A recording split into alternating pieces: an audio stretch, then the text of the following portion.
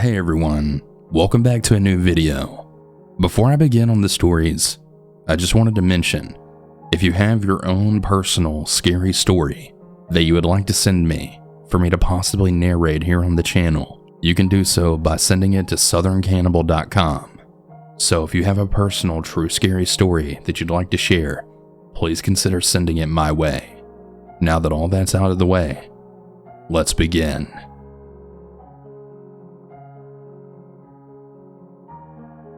This happened a couple of years ago when I was in the 6th grade, so around 11 or 12. I'll give a little backstory. Every day after school, I would take the bus home, and my mom would meet me at the bus stop and drive me home.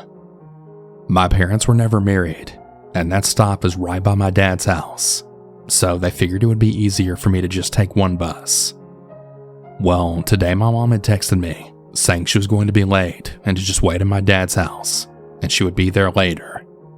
But me and my dad don't get along, and my stepmom is a complete nightmare, and just a horrible person all around. So I decided to just awkwardly stand on the curb and wait. After about 20 minutes, and no sign of my mom, I started to get really anxious, so I started frantically texting her, asking how far away she was. She just messaged back with, "Soon. Go to your dad's and wait." But I really didn't want to do that. I just kept standing at the curb. Well, after a couple of minutes, I see this guy across the street walk out of his house with a red door, and then he goes up to the street. But I couldn't see where he went because I was standing on the corner, and there was a big bush blocking my view. I really didn't think anything of it because this is a relatively busy street. Then a couple of seconds later, I started getting this really odd feeling, like something was off or like I was being watched, which only made me freak out more. So I called my mom, and it took a few tries until she answered.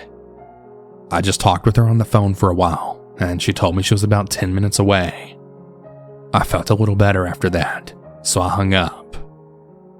Well, moments after this, a very large tall man with curly brown hair and an ugly blue tracksuit walks around the corner. He kind of smiled at me and just stared for a second. I'm instantly creeped out and I start to back away, but then he starts to speak. "Hey, I've been watching you, and you've been out here for a while. Why don't you come to my house and wait inside for your mom?" I instantly froze, trying to think of an excuse or a reason to leave, but I just mumbled, well, my mom's gonna be here soon, so I should probably just wait here." But he stopped smiling, and his face turned into a sort of pleading kind of frown. "Oh, come on, it'll only be for a second," he said, bringing back his creepy grin and stepping closer to me.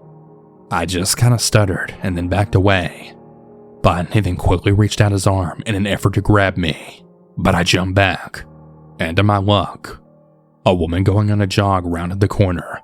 So I said, "Oh, hey, that's my mom. I gotta go." And I then sprinted away in her direction before he could grab me. But stupidly, I didn't ask the woman for help or go to my dad's. I just ran up the street as fast as I could until I felt I was far enough, and then called my mom. I told her I got bored, so I went on a walk, and it just picked me up there. And no, I didn't tell her what happened. The only person I told was my best friend. But get this, about a year ago, I was eating dinner with my dad and stepmom, and they were talking about how this guy up the street just moved because he was put in jail, and that apparently his family was moving closer to him. I asked why, and apparently, it was because he attacked a guy with a really big stick, and he beat him to death in the park right next to where my bus stop was. He was also suspected of trying to lure girls on bikes with candy in the same park. When they told me this, my heart just sank. Did he live in the house with the red door? The one right next to the park? I asked. "Yeah, I think so. Why?" My stepmom responded, kind of confused. Chills ran up my spine, but I still didn't tell her, especially because she probably would have made it my fault somehow. But I'm really lucky and thankful that that woman came when she did, and that I was able to get away. Otherwise, who knows what could have happened to me. Remember to stay safe out there. And as always be aware of your surroundings.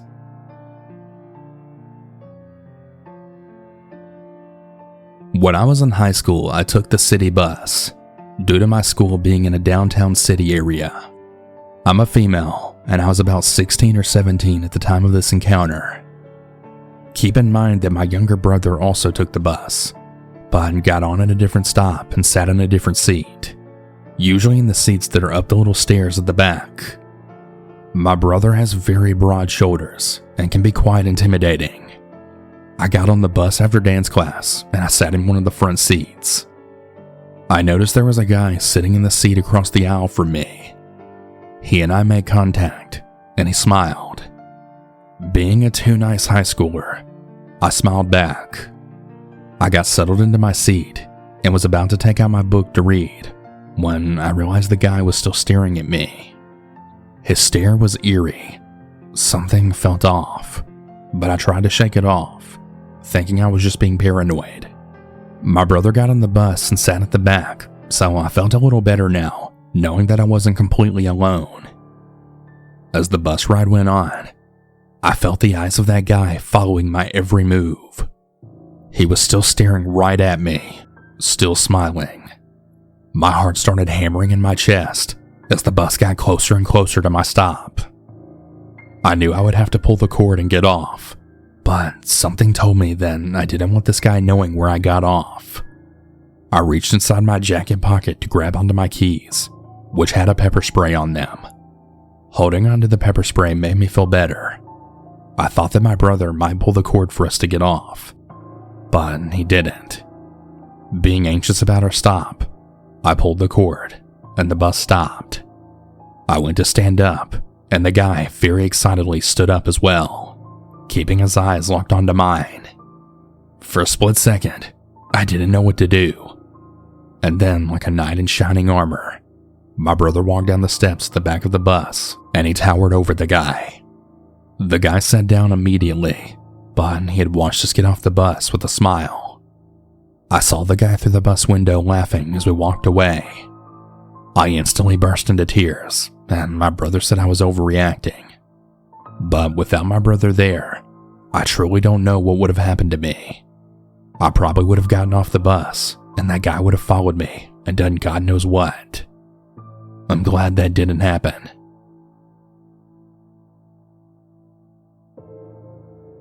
I'm 14 years old and in high school. The story took place last year when I was in the 8th grade.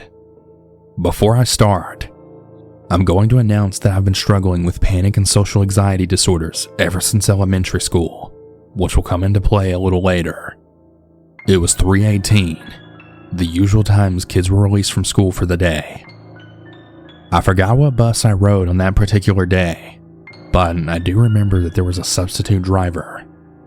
Now, I like to sit in the front to keep my eye on the road, as well as the driver if it happens to be a sub. But this particular day, I was sitting all the way in the back. I don't remember why, but most likely because I was one of those kids who got picked on a lot. And I guess I thought that if I started to sit in the back, I'd be safe from all the flying Pringles containers. Back to the main focus of the story. Many stops later, we were heading towards my stop, and I also had the bus route memorized. But I guess this particular substitute didn't, because I heard him ask what my stop was. Now, this was during COVID, and with these fucking masks, it's going to be hard to hear a shy 14-year-old female from the far back.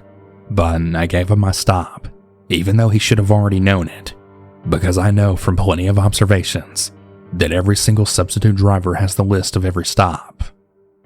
Right away, I knew he misheard what I said, because he turned left towards the local Fred Meyer's.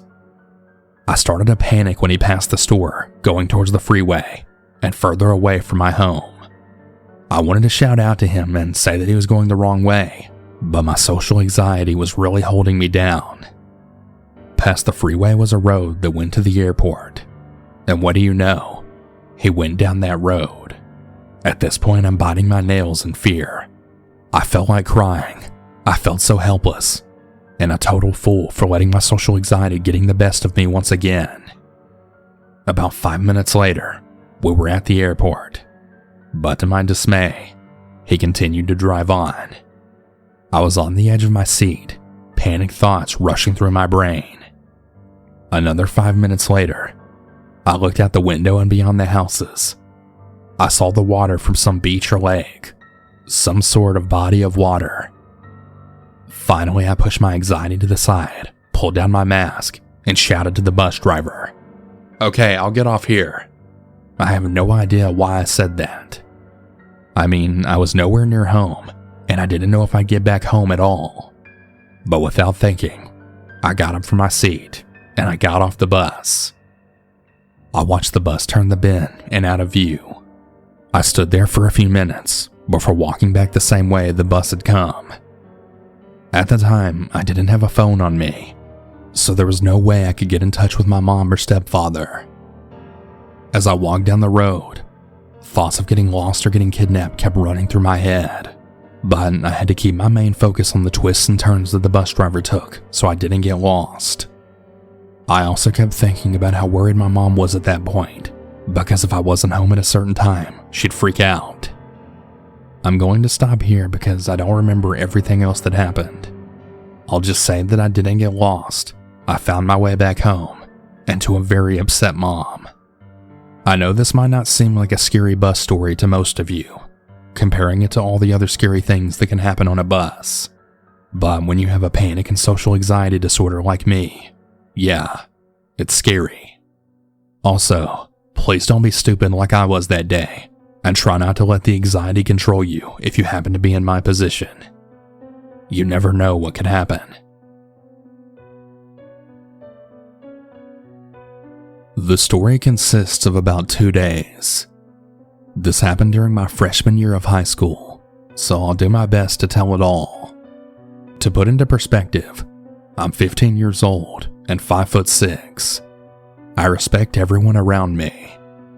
It doesn't matter to me what your skin color is, sexual orientation, anything. None of that matters to me. I was always taught to never judge someone who's different from you, and I really hate anyone who would. The first day was after school, and I was sitting about 10 seats away from the bus driver's seat, waiting for the bus to leave so I can go home. I was listening to some music, and the kid that sits behind me came on. Keep in mind, I didn't know who this was. I just knew that he goes on my bus. We'll call him Ant for privacy. He was 19 years old, black, and about 6 foot. This will come into play a little later in the story. Trust me. Ant sits down in his seat, and after a few minutes of waiting, he starts hitting the seat that I was sitting in. I turned to him, and I asked him if he would please stop hitting my seat, and he apologized. So I then turned to face forward. Then, I started to get an indicator in my head that I needed to sit so that my back isn't against the seat. So I sat in a way where my back was against the wall where the window was. Kids were still going on the bus, and Dan was doing small talk with the kids coming on the bus, but he was also still hitting my seat. But this time, he was full on punching the seat. So again I asked, "Hey man, can you please stop hitting my seat?"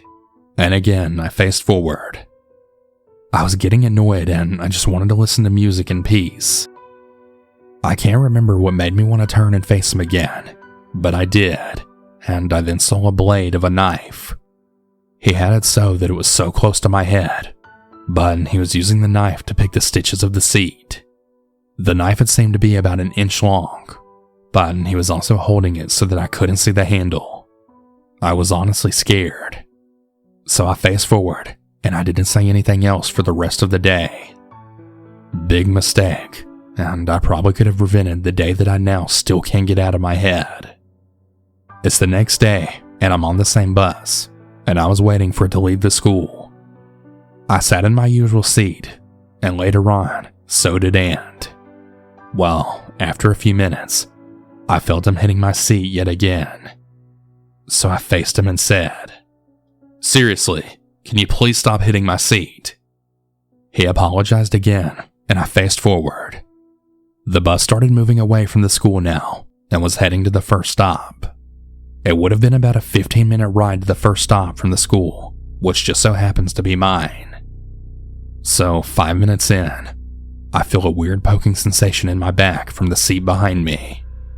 I was getting really angry, and I faced him again, and with a really stern tone of voice, I said, "Please stop hitting my seat." I think he was talking to some of his buddies that were in the seat to the right of the bus. So he then looks at me and says, "I'm not hitting your seat." So I asked, "Well then what are you doing?" And he then responds back with something that still scares me to this day. "I'm stabbing it." I thought, oh God, he still has the knife. Why does he even have it on the bus? And why would he stab my seat like that? I was so scared, and I faced forward again. The bus was so full, so anyone could have seen this conversation and what he was doing. So I frantically texted my mom and stepdad about the situation. My mom called 911, and the bus was eventually pulled over. For about 10 minutes of waiting for the police to arrive, and started asking the other kids, including me, if they were okay. I simply responded back with, "Yeah," and faced my seat. A police car came, and the officer stepped on the bus and asked who called. I didn't say anything. The second time he asked, I then stood up and said, "I think my mom called or something." So I walked to the officer, and he asked me to talk with him, and we both got off the bus. He asked me what happened, and I told him the situation. I happen to know a lot of the police officers in my city, and my stepdad was a correctional officer in my county sheriff's department, but he had a lot of connections and knew a lot of the police officers. My mom and stepdad came about 1 minute later. By this time, another police car and one of my best friend's dad at the time was also on his way. My best friend was also taken off the bus later on, and the rest of the situation was then handled by the police. They found the knife he had. It turned out that he hid the knife in the actual bus seat, so when they searched him, they couldn't find it on him. I was waiting outside the bus with my parents so that later on they could get a witness statement. The knife was a utility knife, but not the type your grandpa would give you as a kid. No. It was about 4 inches long and covered in hot pink gems. The actual knife blade, well, they had tested to see if it was longer than a man's hand. It was actually so close to being another felony charge. In my state, if a blade of a knife is hideable and longer than a man's hand, that's a felony. So Ant ended up getting arrested for assault on a minor and destruction of school property. The charges were later dropped, and he was freed the next day because he never did anything bad before. Now on to the aftermath. This whole situation spread like wildfire on social media. I was known as a racist on social media in my school. Rumors were told that he was actually using scissors, when in reality he wasn't. I was really angry in the fact that I would never do anything like that, and that nobody in my school believed me. This really took a toll on my self-confidence a lot, and even though I never did anything wrong, I was really ashamed of myself. I tell this story to encourage others to speak your mind, and to not be afraid to do so. If you see something, say something, and that even when you do the right thing, not everyone will be happy, but that's okay.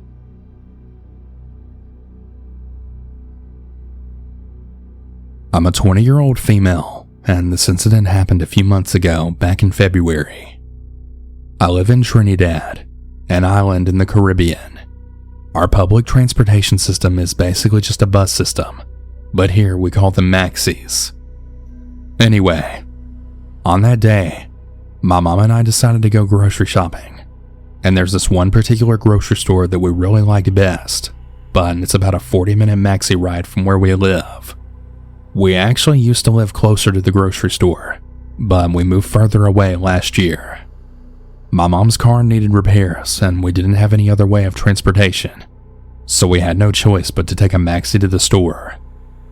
Now, I have really bad anxiety, and public transportation makes it even worse for me. So most times I tend to ignore the warning bells in my head, because I'm not sure if it's just a gut feeling or my anxiety. I was a nervous wreck for the entire trip to the store though. I kept thinking of being robbed, even though I had never experienced a maxi robbery before, and they aren't very common either. I tried my best to brush it off, and eventually my mom and I go into the store just fine. We did our shopping and then got onto another maxi to go home, and it was maybe about half full. About 5 minutes afterwards, the maxi stopped again and picked up 3 guys. 2 of them sat up front behind the driver, and one sat way down in the back right next to my mom and I. I was at a window, and so was he, with my mom in the middle of us. I immediately got a really bad feeling that I just couldn't shake, no matter how hard I tried. I kept glancing at the man who sat next to us, and he glanced back at me, and he then sank down a bit in his seat and tugged his mask up, and he pulled down his hat lower. That had raised so many red flags to me. His entire demeanor was screaming suspicious, and yet I sat there trying to convince myself that I was just being paranoid. I closed my eyes and said a prayer, asking for safety and to try to calm my nerves. For a while, nothing happened, and I started to feel kind of stupid for being suspicious of a seemingly regular guy. I even took out my phone and earphones and started listening to some music. When we were about 10 minutes away from our stop, the maxi stopped again to pick up 2 guys, and that's when all hell broke loose. I wasn't paying attention to this particular part, so my mom had to fill me in afterwards.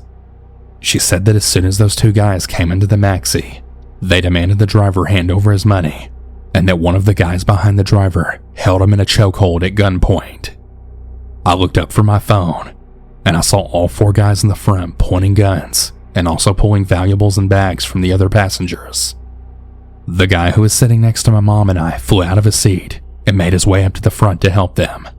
I tugged my earphones out of my ears and stuffed them along my phone behind my seat, which led to the trunk of the maxi. I don't know if I was in shock, but I had felt a sense of calm just wash over me. I was terrified, but it felt muted somehow. The guys were clearly in a rush, because we were literally like a minute away from a fucking police station, which makes me wonder if they were just incredibly brave or incredibly stupid. The same guy who sat next to us ran back towards us, and he had actually tried to grab my mom's purse, but she held onto it tightly and refused. I know how that sounds. I know in situations like those, it's always best to give up your belongings rather than risk your life. But we aren't the wealthiest of people, and my mom had just replaced her phone right after her old one was broken. So you have to understand that she thought if she could just stall long enough, he'd eventually leave her alone, considering they were clearly on a time crunch. And she was right. The guy turned back to his friends to yell for help, and in those seconds, my mom opened her purse and shoved her phone and wallet into one of the grocery bags on the floor, and then raised her purse in the air as though she was surrendering it. The guy didn't take it though. He rushed out of the maxi along with the others and ran out of sight into a small side street hidden by bushes, which is right where the maxi had stopped to pick up the last 2 guys, meaning they had clearly planned all of this carefully. All of the passengers stayed in the maxi, and the driver took us to the police station where we spent over an hour giving each of our statements. The police sent out a patrol car, but they didn't find anyone, unfortunately. There was only 3 people in that maxi that didn't have anything stolen, and that was my mom and I, and this older man who sat right in front of us. I truly do believe God saved us that day, and that he was trying to warn me since I left home, and I'm forever thankful for that. After this incident, taking a maxi to go anywhere always makes me extremely anxious, and I'm always on edge. I don't think I'll be getting over it anytime soon. What makes me really angry is that since COVID, things have been very difficult for everyone here, and to think that these grown-ass men would rather plan an entire robbery and risk being put in jail rather than try to earn an honest living makes me so disgusted. It's not like they'd even get much money off people anyway, and then when they split it between themselves, that's even less. The value of our currency is pretty low too. I know one day they'll get what's coming to them. I'm just happy everyone else on that bus was safe. Thank God.